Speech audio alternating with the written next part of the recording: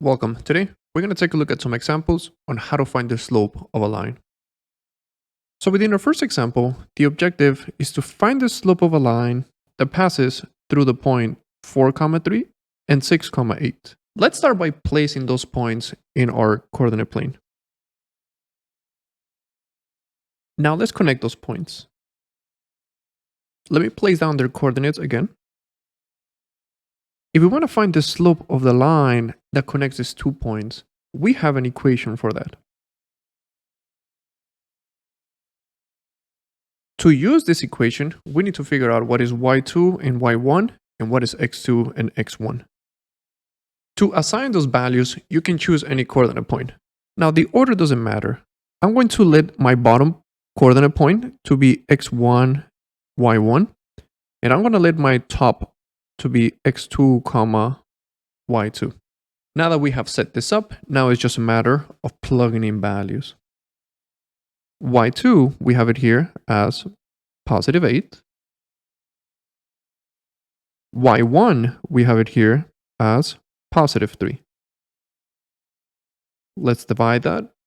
x2, we have it here as positive 6. And x1, we have it here as positive 4. And we're done. All we gotta do is just simplify. 8 minus 3, that is 5. And 6 minus 4, that is 2. So we know that the slope of this line is 5 over 2. Was there a different way to find the slope of a line? Yes. Remember that also the slope of a line is rise over run, where rise is the vertical movement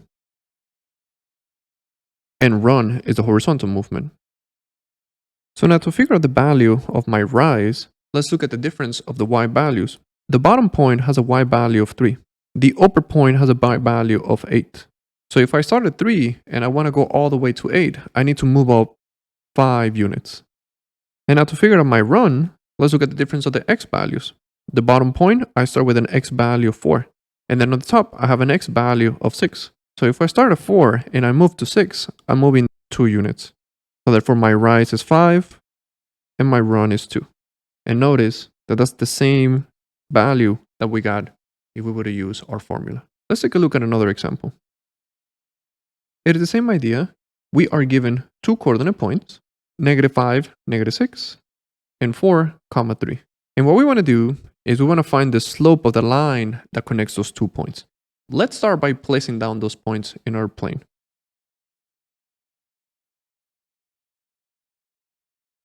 Now let's connect those points. So the objective here is to find the slope of this line. We know an equation for that. And the order does not matter when I'm assigning x1s and y1s and x2s and y2s. So I'm going to let the bottom to be x1, y1, and I'm going to let the top be x2, y2.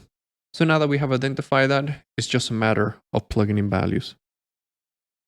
y2, we're assigning it to be 3. y1, we're assigning it to be -6. x2, we're assigning it to be positive 4. And x1, I'm assigning it to be -5. Now, one thing to notice is that this minus that we have here, it stays in our formula. It doesn't matter if you're working with positive or negative values. That minus is part of the formula, so we always have to write it down. We have plugged in our values. Now let's simplify. Here we have a minus and a minus, so we can see it as a plus. So now we got 3 plus 6. And here we have another minus and a minus, which we can treat it as if it was a plus. So now we can treat that as 4 plus 5. 3 plus 6 is 9. 4 plus 5 is 9. Therefore, my slope is 1. Notice that we can also find the slope by using rise over run, where rise is the vertical movement and run is the horizontal movement. Now to figure out my rise, let's look at the difference of the y values. So if I start at -6 and I go up to positive 3, notice that I'm moving up 9 units. So now to figure out my run, I need to find the difference of the x values. So if I'm at -5 and I move all the way to 4, I'm traveling 9 units as well. So therefore, we would have gotten the same. 9 over 9, which is equals to 1. Now let's make sense of this result. 1, we can also write it out as 1 over 1. What this says is that every time you move 1 unit up, because it's positive, and then follow by 1 unit to the right, because it's positive, then we're going to be moving along this graph. So if we choose this point, and I move 1 unit up and 1 to the right, I'm going to be on my graph. And if I repeat that, if I move 1 unit up and 1 to the right, I'm going to be on the line. And if I repeat that, 1 unit up and 1 to the right, then I'm going to be on the line. That's the idea of the slope. The slope is direction. Let's take a look at our last example for today. Let's start by placing down our points. -3, 4, followed by 4, -6. Now let's connect those points. Now to find our slope, we gotta use our formula again.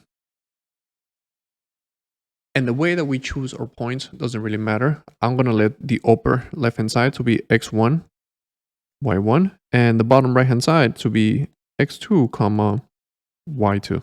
So now that we have identified this, now it's just a matter of plugging that in.